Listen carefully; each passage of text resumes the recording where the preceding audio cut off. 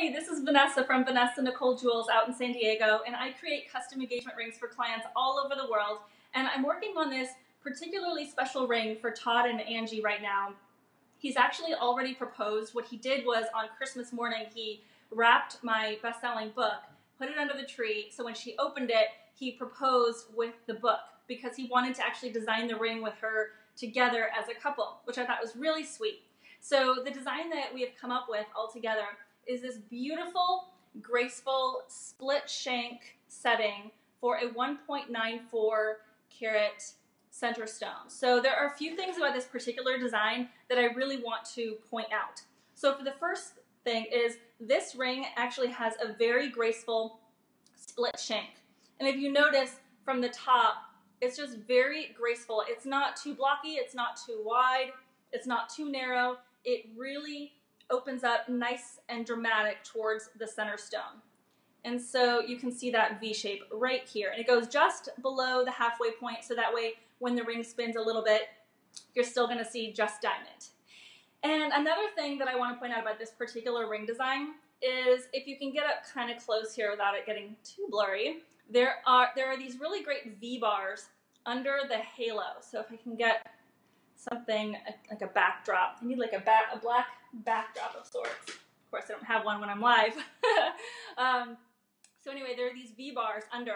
The point of that is to just add an extra decorative element underneath the halo. And when you turn it to the side, this particular client, she didn't want to see any support bars underneath the halo holding up these V bars. So we designed it so you wouldn't see anything except the finger. So normally you might see in between the split shank, you might see like a metal shaped donut holding everything together, but she just wanted to see finger. So we were able to make that happen for her. And then the other great thing about this particular setting is it actually has a cushion shaped halo. This is really popular right now. So traditionally you would have a round diamond with a round halo, and we still make tons of those. Don't get me wrong, I love them.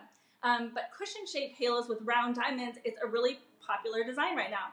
So the thing that bothers me most with this particular combination is when you see big gaps in between the center diamond and the halo. It drives me crazy.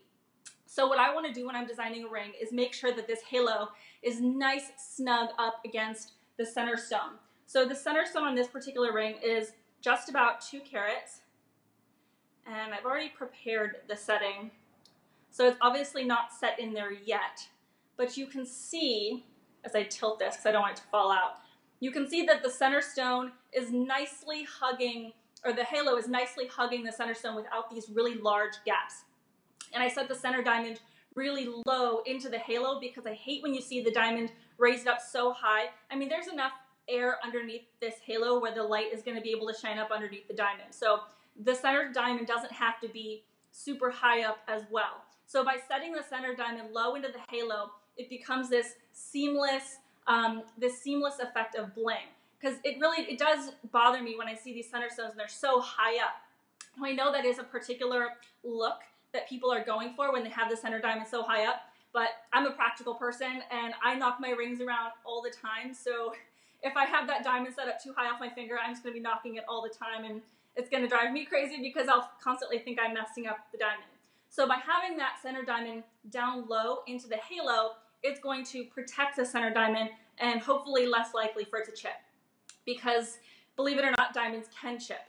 So this is an example of this particular ring. Again, I'll just quickly cover the graceful split shank because I see some of you joined in just about a few seconds ago. Thanks so much for joining, Marissa and Allie.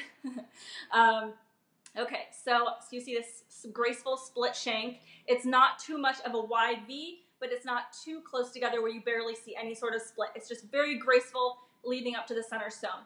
Now, I'm going to take the center diamond out so it doesn't pop out while I'm talking about it. So one thing I will get various requests for how wide the split will go and how much of a V shape it is.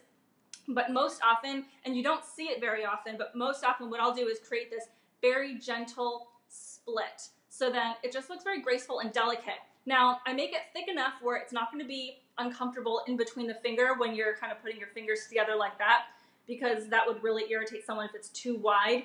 But I also don't make it so thin that the ring is going to fall apart, and if it ever needs to be resized, it's going to lose some metal as well. So this has 1.9 millimeter thickness, and that's pretty much what I make all of my rings, unless the diamonds are a lot bigger, in which case they're going to be deeper as well, so you need to take that into consideration.